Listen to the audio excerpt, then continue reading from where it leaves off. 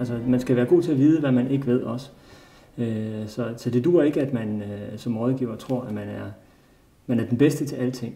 Man skal være ekstremt god til at vide, hvor man er god, og hvor har man brug for andre folk til at hjælpe en.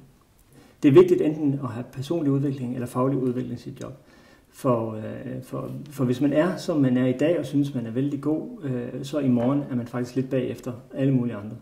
For eksempel, hvis man er uddannet ingeniør, så lærer man jo helt vildt meget, men man lærer egentlig at lære. Så man skal ud og blive ved med at lære.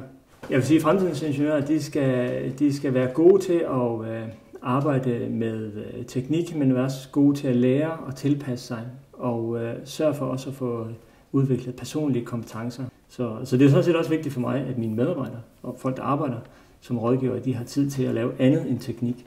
Al sin tekniske viden, hvis ikke man kan få den ud og blive brugt, så kan man ikke bruge det til noget. Så en rådgivende ingeniør er i virkeligheden en meget menneskelig person.